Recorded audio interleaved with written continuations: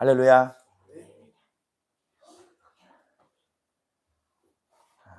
북한의 지하교를 잠시나마 체험하는 한 청년이 왔습니다. 물론 뭐 그만하겠습니까? 그에 비하면 영이 천국이죠, 그죠? 밥은 먹으면서 하니까. 근데 부르짖다가 답답할 겁니다. 이것도 훈련이 돼야 되더라고. 할렐루야. 우리 주님 살아계십니다. 위에서 아무도 못 올 겁니다. 사단도 우리를 공격하지 못하고 아무도 못 올 겁니다. 자, 우리 함께 하나님의 말씀을 잠깐 보고 좀 나누도록 하겠습니다. 조용조용히 해야 되죠. 뭐 이 정도는 일상 대화 아니에요? 자, 우리 함께 말씀을 찾아보도록 하겠습니다. 하나님의 말씀은요, 신명기 34장 9절에서 12절입니다. 습관됐어요, 성민님. 자, 9절에서 12절 우리 같이 한 목소리로 같이 읽도록 하겠습니다. 시작. 모세가 눈의 아들 여호수아에게 안수하였으므로 그에게 지혜의 영이 충만하니 이스라엘 자손이 여호와께서 모세에게 명령하신 대로 여호와의 말을 순종하였더라. 그 후에는 이스라엘에 모세와 같은 선지자가 일어나지 못하였나니 모세는 여호와께서 대면하여 아시던 자요 여호와께서 그를 애굽 땅에 보내서 바로와 그의 온 땅의 모든 이적과 기사와 모든 큰 권능과 위엄을 행하게 하심에 온 이스라엘의 목전에서 그것을 행한 자이더이다. 아멘. 우리 하나님은 다 이유가 있으십니다. 아멘이시죠? 하나님께서는 하실 일이 있습니다. 오늘 하나님의 말씀은 제목은요, 하나님께서 하실 일입니다. 하나님은 하나님이 하실 일이 분명히 있습니다. 나를 통하여 하나님의 일을 행하실 것입니다. 우리 전적으로 주님을 신뢰합시다. 믿음의 길을 끝까지 포기하지 말고 걸어가는 은혜가 있기를 예수님 이름으로 축복합니다. 하나님은 마태복음 1장 23절에 같이 한번 합동해서 읽어보겠습니다. 시작. 보라, 처녀가 잉태하여 아들을 낳을 것이요 그의 이름은 임마누엘이라 하리라 하셨으니 이를 번역한즉 하나님이 우리와 함께 계시다 합니다. 아멘. 임마누엘이라 하며 하나님이 우리와 함께 계시다 말씀하시지만 그가 보이신 것은 강하고 누가 봐도 함부로 할 수 없는 강한 모습이 아니라 한없이 연약하고 힘없는 갓난 아기의 모습으로 우리에게 구원의 힘을 보내주셨습니다. 세상의 눈으로는 그 갓난 아기가 무엇을 할 수 있을까요? 아무것도 못하죠. 아무것도 못하죠. 어디서 많이 들어봤는데요. 이찬희 예리가 저한테 많이 합니다. 아무것도 못하죠. 못하는 걸까요? 안 하는 거죠. 갓난 아기가 무엇을 할 수 있겠습니까? 그러나 하나님의 눈에는 그 아들 예수 그리스도는 구원을 주셨고 우리에게 구원이 되어 주셨습니다. 이것이 바로 하나님의 계획의 시작이에요. 사람이 봤을 때는 저 아기가 뭘 할 수 있겠어?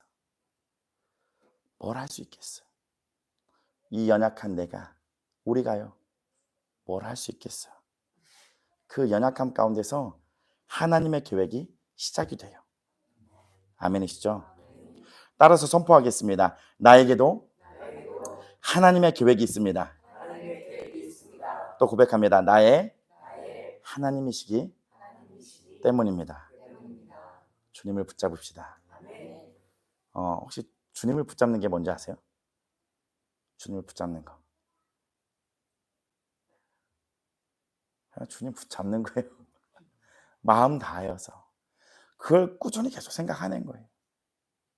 계속 주님을 곧자락을 붙들고 있는 거예요. 하나님은 하나님의 일을 행하십니다. 아멘이시죠? 오늘따라 목소리가 제가 더 줄어들어요. 왜 그런지 모르겠네. 큰일이 한번 있어서 그런다. 목소리가 줄어드는데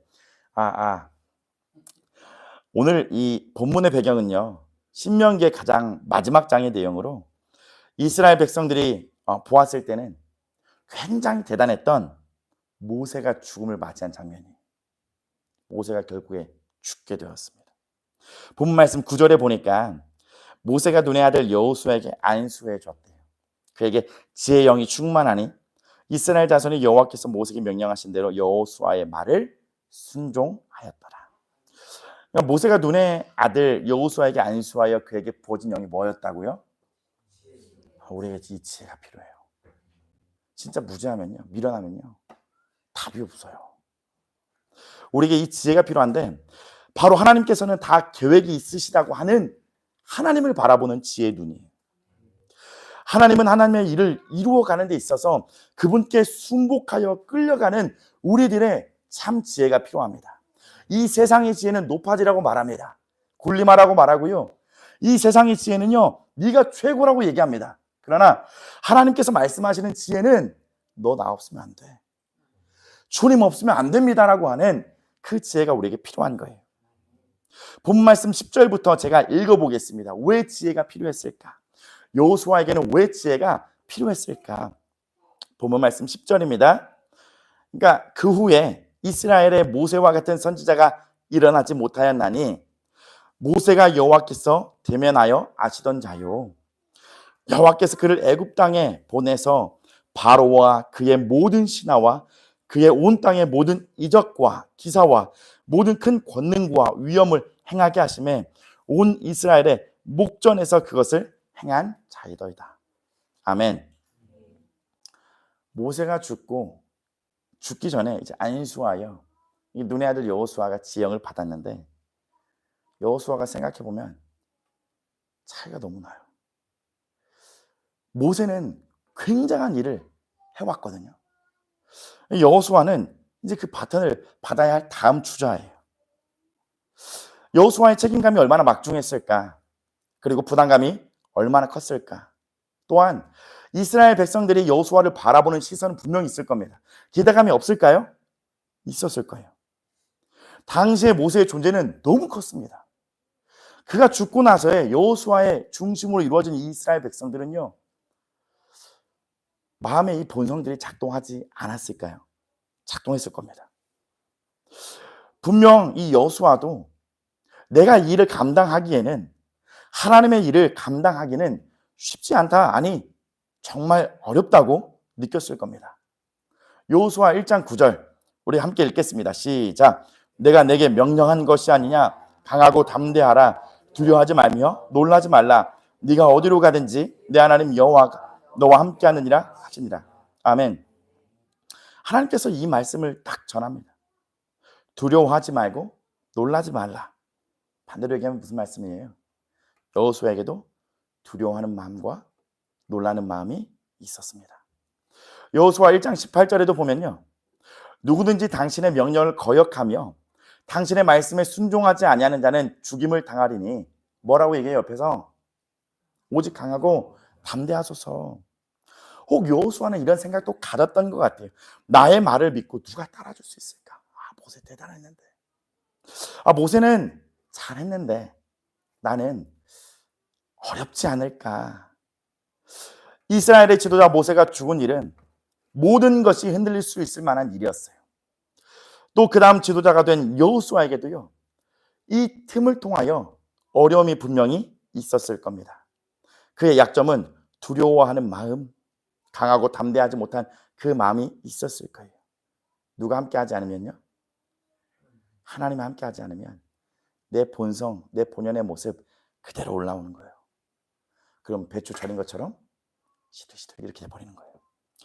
모세와 함께 하셨던 그 하나님이 나에게도 함께 하실까라는 그런 의구심도 들지 않았을까요? 여호수아 사람이잖아요. 엘리야도 우리와 성경이 같은데 여호수아도 육신을 입었던 사람이었단 말이에요.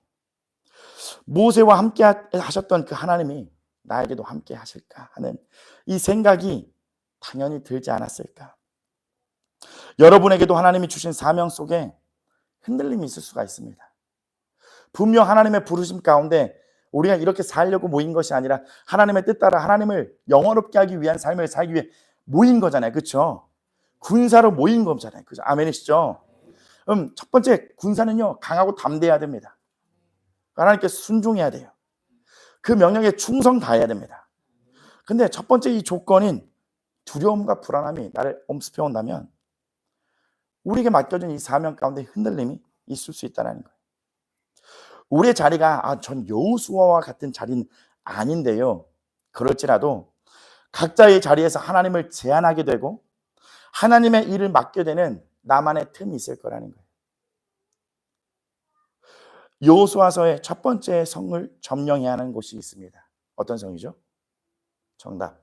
여리고성. 정답을 말해버렸어요. 정답. 여리고 성입니다. 여호수아 6장 1절을 보니까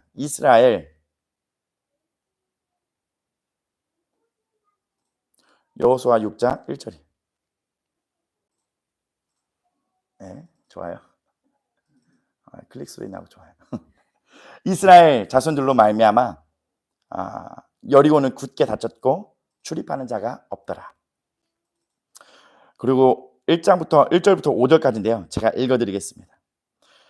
여호와께서 여호수아에게 이르시되 2절입니다. 보라, 내가 여리고와 그 왕과 용사들을 내 손에 넘겨주었으니 너희 모든 군사는 그 성을 둘러 성 주위를 매일 한 번씩 돌되 엿새 동안 그리하라. 그리고요. 읽어볼까요? 4절 5절 시작. 제사장 7은 7 양각 나팔을 잡고 언약궤 앞에서 나아갈 것이요 7째 날에는 그 성을 7번을 돌며 그 제사장들은 나팔을 불 것이며 제사장들이 양각 나팔을 길게 불어 그 나팔 소리가 너에게 들릴 때에는 백성은 다 큰 소리로 외쳐 부를 것이라. 그리하면 그 백성이 무너져 내리리니 백성은 각기 앞으로 올라갈지니라 하시매. 아멘. 이 두려움이 많은 여호수아에게 하나님이 여리고성을 좀 쉽게 주면 좋잖아요. 그렇죠? 쉽게 주면 좋은데 함락하는 기간을 하나님께서 7일로 잡으셨습니다. 그리고 그 방법 또한 일반적인 전쟁이 아니었죠. 하나님께서 친히 그냥 수류탄 손에 주면서 저기다 던지면 게임 끝나. 이런 방법도 아니고요. 무기를 주시면서 뭔가 더 싸울 수 있는 직접적인 어떠한 싸움을 해준 것도 아니에요.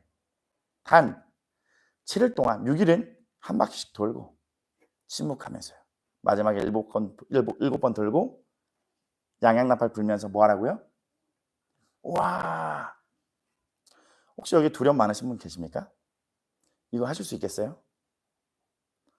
하나님이 시킨 이거 그대로 하실 수 있겠습니까? 이 기간에 여호수아는 괜찮았을까요? 7일 동안 생각이 너무 많아지지 않을까요? 한 바퀴 돌고 오면 서로 이 말을 하는 거예요. 이게 맞는겨? 하나님이 말하지 말라고 했으니까 말은 안 하고 한 바퀴씩 도는데 돌아와서 한마디씩 하는 거야. 이거 맞는겨? 집에 가야 되는 거 아니에요? 이 여리고성은 아무도 엄두도 낼 수 없는 그 성이거든요. 굉장히 강한 성이에요. 난공불락이. 이거 쉽게 뚫을 수 있는 성이 아니에요. 견고한 성입니다. 큰 성입니다. 그러니까 두려움과 놀라움을 갖고 있는 제가 만약 여호수아라고 한다면 하나님께서 명령하신 이 7일 동안에 매일 성을 한 번씩 돌면서 집에 오면서 토설도 하고 대적도 해가면서 상의도 하면서 많은 생각이 들 수 있을 것 같아요. 여호수아에게도 연약함이 있기 때문입니다. 여러분이 원하는 곳 교회를 주신대요. 하루에 한 바퀴씩 돌고 마지막에 7번 들고 양양나팔 불고 소리 외치래. 그럼 그 교회를 주신대요. 건물을 주신대요. 이거를 믿고 할 수 있는 사람이 누가 있겠습니까? 또한 전쟁 가운데서 하다가 죽을 수가 있거든요. 여호수아에게도 연약함이 있기 때문에 하나님 이게 맞나요? 또한 7째 되는 날에 7번 돌고 나팔을 불며 힘차게 큰 소리 외치거든요. 여러분 많이 사단에게 속아봤죠? 부르짖어지던가요? 주여 돼요? 공격 많이 받으면 우와 소리도 안 나와요. 이 7일간 분명히 사단은 이때에도 존재했을 테고 여호수아의 약점도 분명히 공격을 했을 겁니다. 그럼 이 기간을 왜 하나님은 잡아놓고 허락을 하셨을까? 그것을 믿고 따르는 기간 가운데 믿음의 싸움과 씨름이 분명히 있었을 거예요. 하나님의 음성을 듣고 그것을 믿으며 가는 여호수아와 그 이스라엘 백성들에게 이 7이라는 시간은요, 여리고성을 무너뜨리기 위하여 여호수아가 가지고 있는 자기의 생각, 그 어둠, 두려움을 무너뜨려져야 할 시간이었지 않을까 싶어요. 반드시 하나님은 하나님의 일을 하시는 데 있어서 사람을 사용하시지만요, 반드시 우리가 가진 그 모습을 다룸받아야 합니다. 하나님은 어제로부터 새로운 시즌을 시작하셨습니다.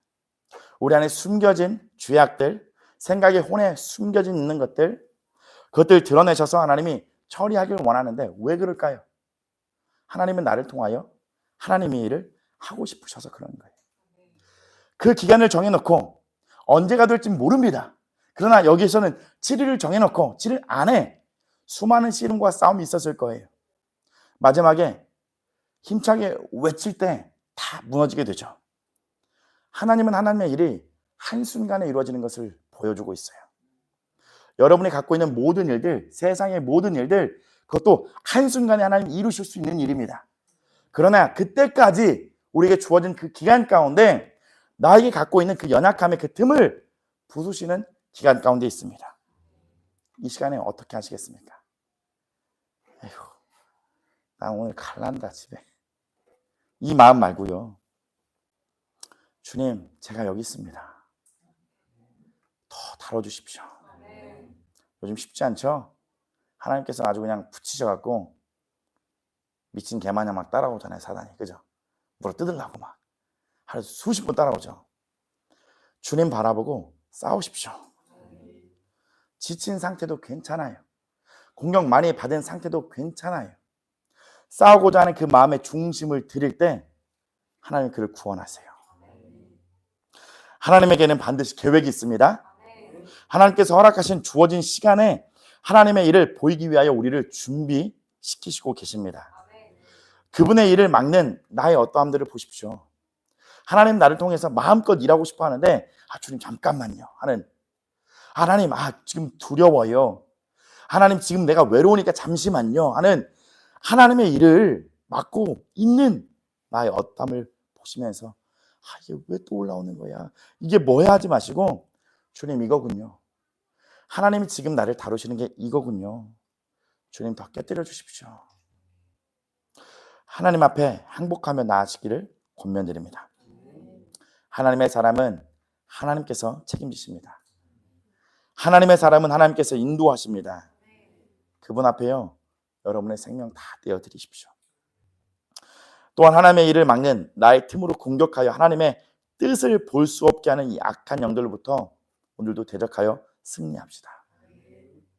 힘차게 소리치고 싶지만 마음으로, 행동으로 일어나셔도 괜찮아요. 샌드백 하나 있거든요, 이찬이 거. 막 여러분이 싸우고 있는 단어들이 있을 거예요. 키워드가 하나씩 한번 편하게 자유롭게 안 하셔도 됩니다. 한번 얘기해 볼까요? 성민이 뭐라고? 두려움, 여호수아. 또 뭐가 있으십니까? 뭐와 싸우고 계세요? 외로움과 두려움. 또 어떤 거와 싸우고 계십니까? 부정적인 생각. 어떤 것과? 우울하며. 하나님. 또요. 신이 없냐고요? 없을 수도 있을 것 같아요. 불신. 우리를 믿지 못하는 건가요? 정죄판단. 또 어떤 것과 싸우고 계십니까? 외로움. 각자 있을 거예요. 그죠? 근데 이게요, 뭐와 싸우고 있습니까? 라고 할 때 대답은 안 하셔도 되지만 나 이것과 싸우고 있고 지금 이거에 막 힘들어요 라고 하는 그것이 바로 나오지 않는다고 하면 주님을 계속 놓치고 있다는 거예요. 그러니까 이 씨름을 계속 하십시오. 저도 어제 다녀왔지만, 어제 하고 왔지만 똑같아요. 저라는 이 본성에 계속 공격과 잘 다루시면 똑같아요. 여러분도 치열할 겁니다. 밀릴 수 있어요. 근데 밀리지 맙시다. 속아서 넘어질 수 있어요. 다시 일어납시다. 오늘 싸움에서 나가십시오. 승리합시다. 하나님의 계획이 있습니다. 하나님의 통로를 내 안에서 내어드리는 거예요. 모르겠으면 주께 그냥 간구하십시오. 주님이 나를 살려달라고, 예수님 날 구원해달라고. 오늘 예수님만 바라보며 대적하며 승리로 깃발을 꽂고 돌아가시기를 예수님으로 축복합니다. 우리 같이 기도하겠습니다. 이 시간에 찬양 없고요, 기도하면서 조사님 불을 좀 꺼주시겠어요?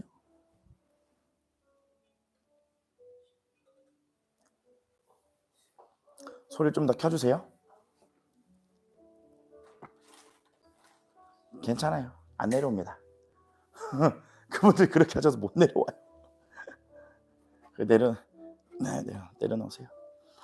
우리 같이 이 시간 기도할 건데 주님께 간구하세요. 주님, 나 이거 넘어가길 원합니다. 이 기간 하나님께 나를 통하여 여리고성을 무너뜨리기 위한 하나님의 뜻과 계획이 있어서 나에게 이 기간을 주십니다. 나를 다루시는 기간이요, 나의 연약함을 다루시는 이 기간이요. 하나님, 주님 나를 긍휼히 여겨 주십시오. 오늘 이 밤에 내가 십자가 앞에 나아가 주여 나의 모든 것을 주께 내어드립니다. 오늘 이 시간에 주님 내 안에 있는 모든 사단과 어둠이 드러나게 하여 주십시오. 그리고 다 거둬 주시옵소서. 우리 같이 주님 부르고 같이 기도하며 나아가겠습니다. 기도합니다.